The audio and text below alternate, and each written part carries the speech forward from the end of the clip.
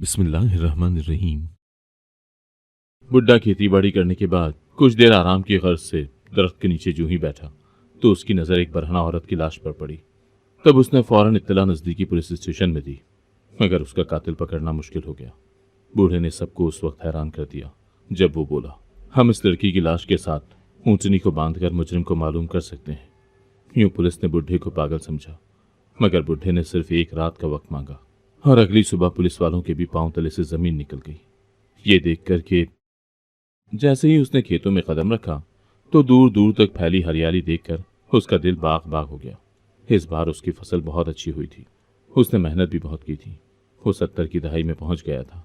चूंकि उसका कोई बेटा नहीं था, इसीलिए वो अकेला ही अपनी जमीन पर काम किया करता था, जबकि उसके आसपास के खेतों में काम करने वाले किसानों के बेटे जवान हो चुके थे।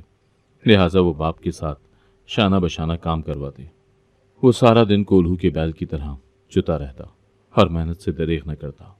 उसने इरादा किया था कि इस बार वो अपनी फसल खूब उठाएगा। पिछली बार अपनी तबीयत की खराबी की वजह से उसकी फसल ज़्यादा अच्छी नहीं हुई थी। उसने इस साल अपनी बीमारी को पसे पुश डालते हुए खूब मेहनत की थी, जिसका नतीजा था कि उसकी फसल इस बार खूब उठी थी। हर तरफ हरियाली ही हरियाली थी। फजल बख्श को अपनी मेहनत को फलते फूलते देखकर बहुत खुशी मिलती थी, जैसे किसी माँ को अपने बच्चे को देखकर मिलती है। वो इसी गांव में पैदा हुआ था और यहीं पला बढ़ा था। उसके बाप दादा इसी गांव के रहने वाले थे। वो इसी जमीन की मिट्टी से जुड़ा हुआ था। उसे ना सिर्फ अपने गांव की मिट्टी बल्कि गांव के हर एक फर्द से प्यार और उल्फत थी। वो गांव में हर आते जाते पर कड़ी नजर रखता और सबको घूर घूर कर देखता। न जाने वो उनमें किसको तलाश करने की कोशिश करता था। गांव में वो जासूस बुड्ढे के नाम से मशहूर था। गांव के नौजवान खास तौर पर उससे खार खाते, क्योंकि वो उन्हें उनकी मर्जियां न करने देता। जहां कहीं वो लड़कियों के पीछे घूमते या मेले से वापस आती लड़की को छेड़ने की कोशिश करते, फजल बख्श अपना डंडा उठाए उनके पीछे भागता तो वो दौड़ लगाकर वहां से रफू चक्कर हो जाते। वो जानते थे कि जब तक बुढ़ा यहाँ मौजूद है उनकी दाल तो गलने वाली न थी। वो फजल बख्श से दूर दूर रहने की ही कोशिश करते, मगर फजल बख्श भी सारे जहां का वेला था। जहां उसकी फसलों का काम खत्म होता, वो अपना डंडा उठाए गांव की सैर को निकल जाता। गांव की औरतें, बच्चे, लड़कियां या जवान मर्द भी उसकी नज़र से मख्फी न थे। वो सब पर नज़र जमाए रखता। वो जानता था कि किस किस का इस वक्त स्कूल जाने का वक्त है और किसका वापस स्कूल से आने का वक्त। गांव में एक ही हाई स्कूल था जिसमें लड़के पढ़ा करते थे, जबकि लड़कियों का स्कूल सिर्फ मिडिल तक था। गांव के लोगों को वैसे भी अपनी लड़कियों को ज़्यादा पढ़ाने का शौक न था।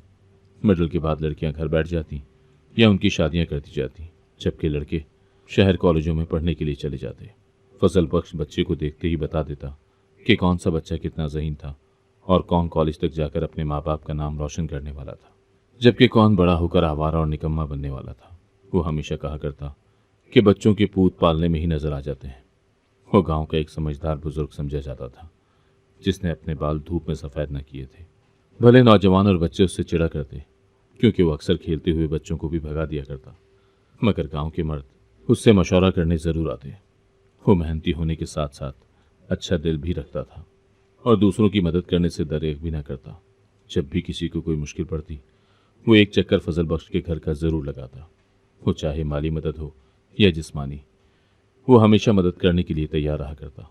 वो चूंकि घर में अकेला रहता था, लिहाजा अपने घर के सारे काम खुद ही निपटाता।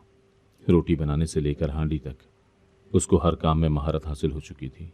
आखिर उसने बीवी की मौत के बाद जिंदगी के इतने साल तन्हा ही तो गुजारे थे। औलाद तो उसकी कोई हुई न थी, जबकि बीवी भी इस दुनिया से सदार गई थी। उसको नहीं मालूम था कि अल्लाह ने उसको तन्हा क्यों रखा था। जब वो पैदा हुआ तब अपने वालिदैन का इकलौता चश्मो चराग था। उसकी पैदाइश की कुछ ही अरसे के बाद उसकी माँ चल बसी थी, जबकि उसके बाप ने उसको माँ बनकर पाला था। जब उसकी शादी हुई तभी उसने खेती बाड़ी शुरू कर दी थी। उसका बाप बूढ़ा हो गया था। वो ज़्यादा मेहनत नहीं कर सकता था, इसीलिए फजल बख्श ने अब्बा को आराम करने का कहा और खेती बाड़ी का मुकम्मल काम अकेले संभाल लिया था। वो जुलेखा के साथ खुशियों भरी जिंदगी बसर करने लगा था।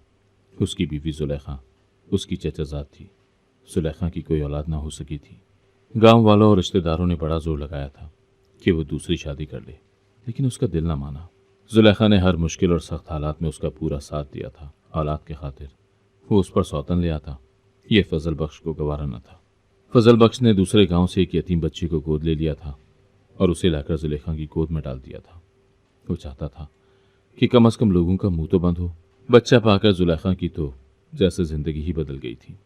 वो बेइंतहा खुश थी, जैसे फजल बख्श ने उसे सगी औलाद दे दी हो। वो जुलेखा का उस बच्चे के लिए प्यार देखकर हैरान हो जाता। वो अक्सर सोचता कि अगर उसकी अपनी सगी औलाद हो जाती तो जुलेखा तो उसकी खातिर अपनी जान ही कुर्बान कर देती।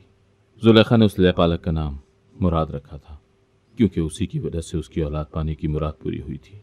जुलेखा और फजल बख्श ने मुराद को बेहद लाड प्यार से पाला था और उसकी तालीम और तरबियत में किसी तरह की कोई कमी न रखी थी। मगर शायद वो था ही बदनस्ली, क्योंकि बड़ा होने के बाद उसने न सिर्फ तालीम को खैर बात कह दिया था, बल्कि गांव के आवारा लड़कों के साथ उठना बैठना शुरू कर दिया था। फजल बख्श उसकी जितनी खबरगिरी कर सकता था वो करता और उसको आवारा गर्दियां करने से मना करता, मगर वो फजल बख्श की कहाँ सुनता था। वो तो अपने ऊपर जान छिड़कने वाली माँ जुलेखा की भी कोई बात नहीं सुनता था। उसको न जाने कहाँ से खबर मिल गई थी कि वो इन दोनों की लैपालक औलाद है। शायद गांव के लड़कों ने ही ये बात उसके कानों में डाल दी थी, और उस दिन के बाद से उसका रवैया बिल्कुल बदल गया था। वो बात बात पर जुलेखा से बदतमीजी करता और अपने असली माँ बाप का पूछता रहता। उसने तो ये तक इल्ज़ाम लगा दिया था कि फजल बख्श उसे उसके माँ बाप से चुरा कर लाया था। उसके माँ बाप यकीनन उसको मिलने के लिए तड़प रहे होंगे। फजल बख्श ने उसको हकीकत बताने की कोशिश की, मगर उसकी आंखों और कानों पर जाने कौन सा पर्दा पड़ा हुआ था। वो फजल बख्श की बात ही ना सुनता था। वो 18 बरस का हो चुका था। घनी मूछों और लंबे कदकाठ के साथ वो अपनी उम्र से कई गुना बड़ा लगता। फजल बख्श उसके सामने बूढ़ा और कमज़ोर दिखाई देता। फजल बख्श उससे ज़्यादा बहस करना मुनासिब न समझता था, क्योंकि वो इस कदर जलाली और गुस्से वाला था कि वो फजल बख्श के ऊपर हाथ उठाने से भी गुरेज न करता। आखिर वो उसकी सगी औलाद तो ना था। उसे अब गांव के बुजुर्गों की बातें समझ में आई, जो उस वक्त उसे दूसरी शादी के लिए कहा करते थे। आखिर अपनी औलाद अपनी ही होती है, उसे किसी का बच्चा लेकर पालना ही नहीं चाहिए था। वो उसका ना बन सका, जबकि फजल बख्श और उसकी बीवी जुलेखा ने उस बच्चे पर बहुत मेहनत की, उसे बहुत प्यार दिया, मगर उनके साथ उसका खून का रिश्ता तो ना था। लिहाजा वो उन्हें अपना माँ बाप ना समझता और ना ही माँ बाप के बराबर दर्जा देने को तैयार था। कुछ अरसे में ही उसने फजल बख्श का घर छोड़ दिया था। वो गांव के आवारा और निकम्मे लड़कों के साथ उठता बैठता, उनके साथ उन्हीं के डेरे पर रहा करता। कभी कभी वो फजल बख्श को गांव में दिखाई देता और कभी कई महीनों के लिए गांव से गायब हो जाता। न जाने वो क्या करता था, फजल बख्श कुछ न जानता था। जुलेखा अपने बच्चे मुराद की याद में तड़पती, मगर फजल बख्श उसे तड़पते देखता रहता। वो बेबस था। वो मुराद को कहाँ से ढूंढ कर लेकर आता, उसको अपनी माँ ही न गर्दानता था। इससे बेहतर यही था कि फजल बख्श दूसरी शादी कर लेता और अपनी दूसरी बीवी से पैदा होने वाला बच्चा जुलेखा की गोद में डाल देता, तो वो आज यूं न तड़प रही होती। या वो इस यतीम बच्चे को लेकर ही ना आता तो जुलेखा भले बे औलाद ही रह जाती, तो भी आज वो मुराद की मोहब्बत में ना तड़प रही होती। जुलेखा अपने बच्चे मुराद की याद में तड़पती, जबकि फजल बख्श जुलेखा की तड़प देख कर तड़प जाता। बिलाखिर जुलेखा की आजमाइश खत्म हुई और वो एक दिन इस दुनिया से ही सधार गई। मुराद को शायद उसकी मौत की इत्तला पहुंच गई थी। वो उसके जनाजे पर शरीक हुआ और माँ का चेहरा देखने जनाजे के करीब आया तो फजल बख्श ने उसे घूर कर देखा। उसकी माँ तड़पती इस दुनिया से चली गई, जबकि उसकी आंखें चौखट पर लगी थी। जुलेखा को पूरा यकीन था कि एक बार उसका मुराद उससे मिलने जरूर आएगा, मगर वो ना मुराद आया भी तो माँ के जनाजे पर। उसने माँ के जनाजे को कंधा देकर कब्रिस्तान पहुंचाया और नमाज जनाजा पढ़कर फिर कहीं गायब हो गया था। फजल बख्श सोने के लिए लेटा ही था कि बादल की गरज से उसकी आंख खुल गई थी। उसने आसमान पर नजर दौड़ाई तो सारा आसमान काले गहरे बादलों से ढका हुआ था। वो परेशान हो गया। शाम तक तो बारिश के कोई आसार न थे। गर्मी की वजह से वो रानी को बाहर ही बांध आया। रानी उसकी ऊँटनी का नाम था। फजल जल्दी से रानी के पास जाने के लिए घर से निकल पड़ा था। फजल के खेत गांव से कुछ दूरी पर वाक़ थे। हालांकि अभी ज़्यादा रात नहीं हुई थी, रात के सिर्फ 8 ही बजे थे, लेकिन गांव की गलियां वीरान थी। गांव वालों के लिए तो जैसे आधी रात का वक्त हो चुका था। गंदम की हरी भरी फसल के लिए भी बारिश नुकसानदेह हो सकती थी।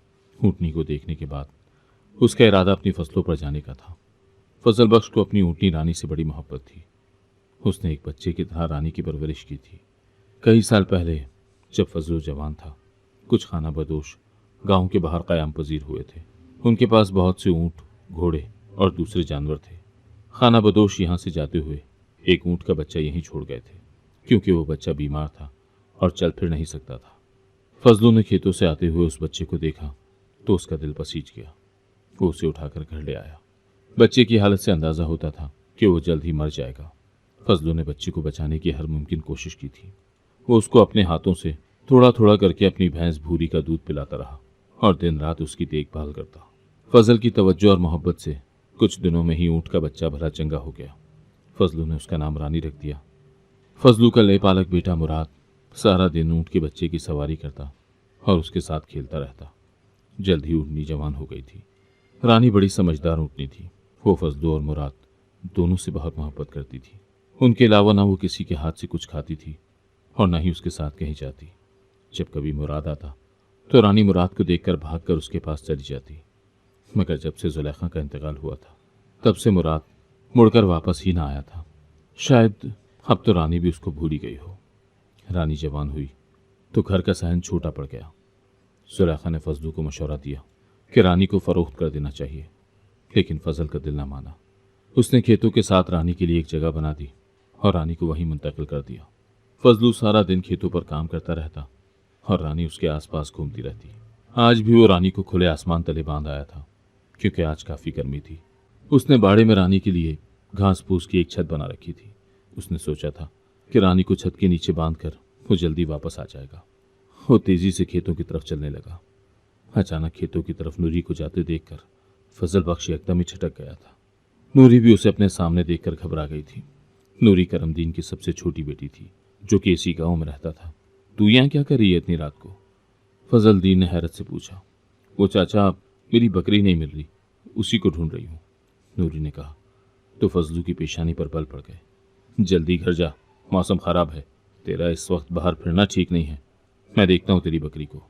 फिक्र की बात नहीं है, तेरी बकरी खुद ही आ जाएगी, उसको घर का रास्ता अच्छे से मालूम है। नूरी तेजी से घर की तरफ बढ़ गई थी। फजल दीन को बकरी तो कहीं दिखाई नहीं दी, लेकिन बारिश होने लगी थी। बारिश चूंकि तेज थी, लिहाजा वो अपनी ऊँटनी को उसकी जगह पर बांधने के बजाय उसे लेकर घर की तरफ चल पड़ा था। वो सुबह सवेरे ही अपनी फसलों पर पहुंचा था और अपने काम में मगन हो गया। तपती धूप में उससे काम न हो पाता, लिहाजा वो सुबह सवेरे ही अपना काम निपटा लिया करता। अभी भी अच्छी खासी धूप फैल गई थी, मगर धूप में वो तपिश न थी जो 12 बजे के बाद शुरू होती। लिहाजा वो आराम से अपना काम निपटा रहा था। काम करते करते वो थक गया तो आराम करने की गर्ज से दरख्त तले जा बैठा। अचानक उसे फसलों के बीच में कुछ दिखाई दिया, जैसे किसी ने पत्तों और झाड़ियों के नीचे कोई चीज रखी हो। वो फौरन ही उठा और जाकर सामने मौजूद मिट्टी का ढेर हटाकर एक तरफ करने लगा। उसकी नज़र एक लाश पर पड़ी। वो बरहना लाश देखकर सकते में रह गया। उसे सिर्फ टांगे दिखाई दी, जबकि बाकी का हिस्सा मिट्टी में दबा हुआ था। किसी ने लाश को मिट्टी में दबाने की कोशिश की थी, मगर शायद रात आने वाली आंधी की तूफान की वजह से वो मिट्टी अपनी जगह से हट गई थी। तभी उसको लाश के पांव दिखाई दिए गए थे। उसने फौरी तौर पर पुलिस को इत्तला दी और पुलिस कुछ ही देर में आ पहुंची थी। गांव के सभी लोग वहां इकट्ठे हो चुके थे। वो तजस्सुस में मुब्तला थे कि ये किस औरत की लाश हो सकती है।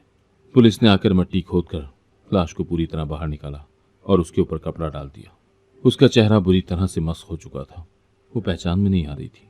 ऐसा लगता था कि मारने वाले ने जानबूझकर उसका चेहरा छुपाने की कोशिश की थी, मगर पुलिस तहकीकात से जल्द ही मालूम करने वाली थी कि ये किस औरत की लाश हो सकती है। चूंकि लाश सबसे पहले फजल बख्श ने देखी थी, लिहाजा पुलिस आकर उस बूढ़े से सवाल करने लगी थी। पुलिस के सवाल इस कदर चुपते हुए थे जैसे फजल बख्श ने खुद ही उस लड़की को मारकर वहां गाड़ दिया हो। फजल बख्श ने अपने कल रात की पूरी कहानी सुनाई थी कि वो अपनी ऊँटनी को बांधने के लिए घर से बाहर निकला था, मगर उसे रात में कुछ दिखाई न दिया था। अब तो पुलिस का शक फजल बख्श पर मजीद पक्का हो गया था कि वही रात की तन्हाई में बाहर घूमता फिर रहा था। हो सकता है कि उसने ही लड़की को मारकर यहाँ काट दिया हो, क्योंकि ये लड़की की लाश ज़्यादा पुरानी न लगती थी। ये कल रात का ही किस्सा था। फजल बख्श ने पुलिस को यकीन दिलाने की पूरी कोशिश की थी कि मैंने इस लड़की को नहीं मारा। अलबत्ता कातिल का पता लगाने में मैं तुम्हारी मदद ज़रूर कर सकता हूँ। अगर इस लाश को ऊँटनी पर बांध दिया जाए तो ये उसके कातिल के पास पहुँचा देगी और इस तरह कातिल को पकड़ने में आसानी होगी।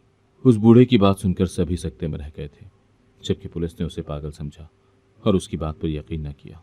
मुझे सिर्फ एक रात का वक्त दो, मैं तुम्हें पूरा सुराग लगा कर दूंगा, फजल बख्श ने पुलिस को यकीन दिलाया।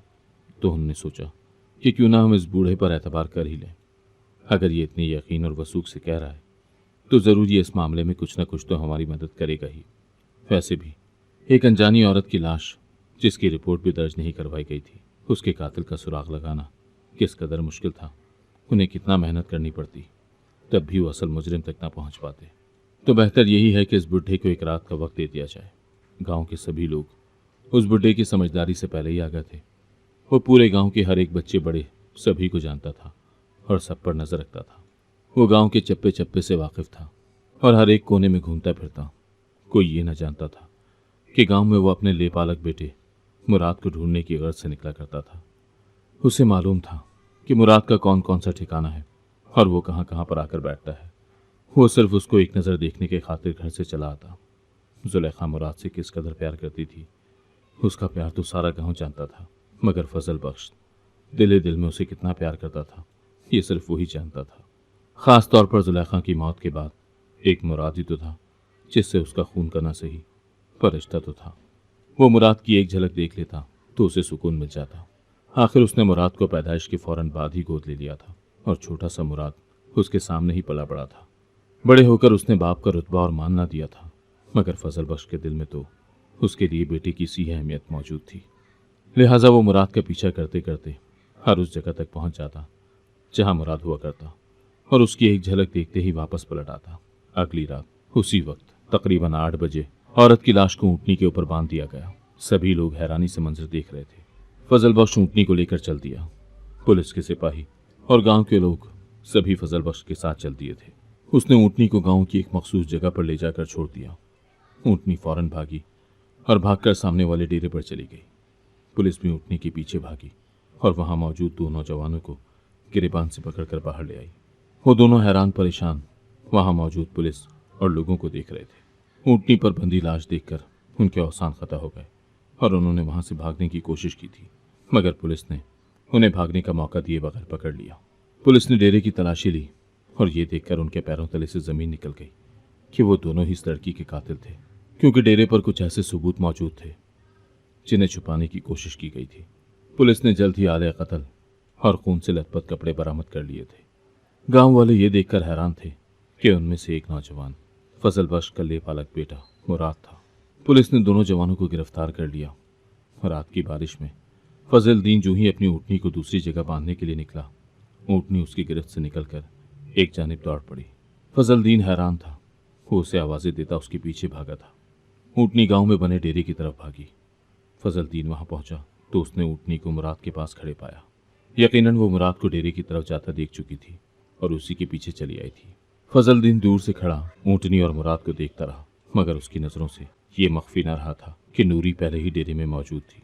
वो ऊँटनी और मुराद के मिलाप पर पीछे खड़ी लुत्फानंदोज हो रही थी। फजल बख्श ने तो उसे घर जाने के लिए कहा था, जबकि वो यहाँ मुराद से मिलने चली आई थी। फजल बख्श को बेइंतहा गुस्सा था। वो सोच भी नहीं सकता था कि नूरी अपने माँ बाप को इस तरह से धोखा दे सकती है। उसने मुराद को पहले भी कई बार नूरी के साथ देखा था और उसे सरजनिश भी की थी कि वो मुराद पर एतबार न करे। वो अच्छी कमाश का लड़का न था और नूरी ने उससे वादा भी किया था कि वो उसके माँ बाप को कुछ न बताए। वो आइंदा मुराद के साथ बात भी नहीं करेगी। फजल बख्श को यकीन था कि नूरी ऐसा ही करेगी, क्योंकि अगर उसके बाप को पता चल जाता तो वो तो उसे जिंदा ही गाड़ देता। और फजल बख्श नूरी के बाप को बताने में एक लम्हा भी न लगाता, मगर नूरी ने चूंकि उससे वादा किया था लिहाजा वो चुप हो रहा था। मगर अब दोबारा से उसे मुराद के साथ देखकर वो हैरान रह गया था। उसने सोच लिया था कि वो कल ही नूरी के बाप से बात करके उसे नूरी के बारे में बताएगा और उसको मना करेगा कि मुराद से उसे ना मिलने दे, क्योंकि वो जानता था कि मुराद से उसका रोज़ मिलना जुलना कोई नया चांद चढ़ाएगा और नूरी के बाप की गांव में बदनामी होकर रह जाएगी।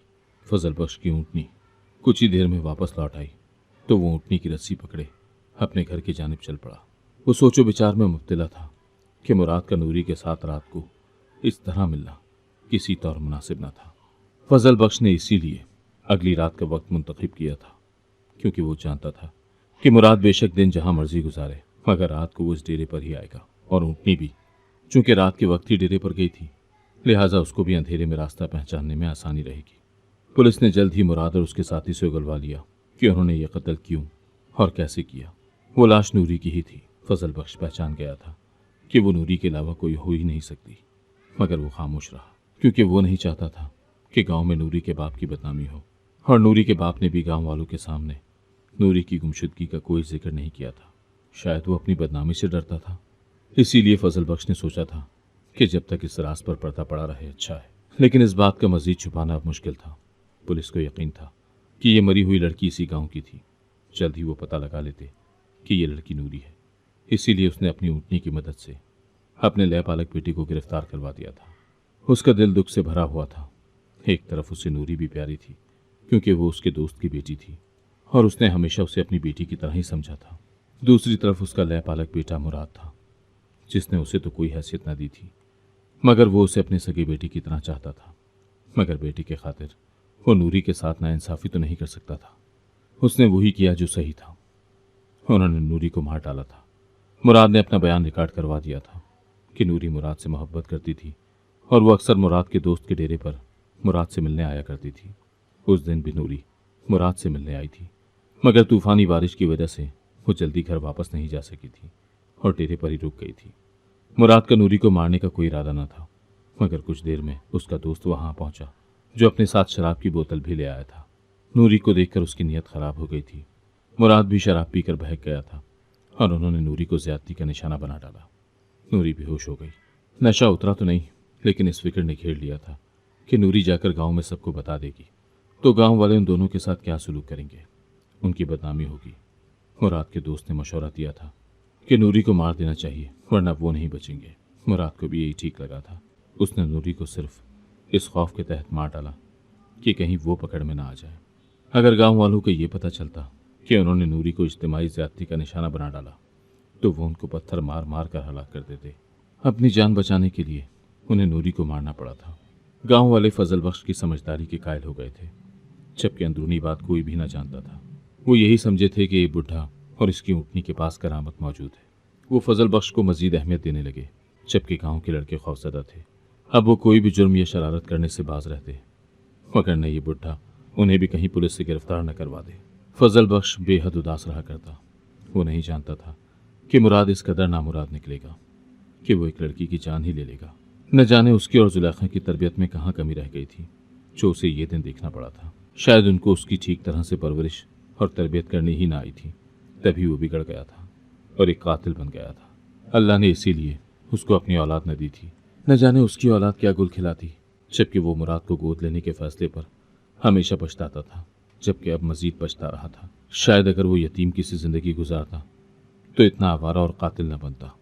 वो मुराद को देखने जेल भी जा पहुंचा तो मुराद नफरत से चेहरा फेर लेता। वो जानता था कि उसकी और उसकी दोस्त की गिरफ्तारी के पीछे इसी मनहूस बुड्ढे का हाथ था। उसका बस चलता तो वो उसको भी मार देता। फांसी तो उसे वैसे भी चढ़ना ही था, मगर वो जेल की सलाखों के पीछे बेबस था। लेकिन फजल बख्श को सुकून न मिलता। उसे मुराद की नफरत और बेजारी का अंदाजा था, मगर वो फिर भी उसको देखने चले जाया करता था। फजल बख्श अब भी गांव में घूमा करता था।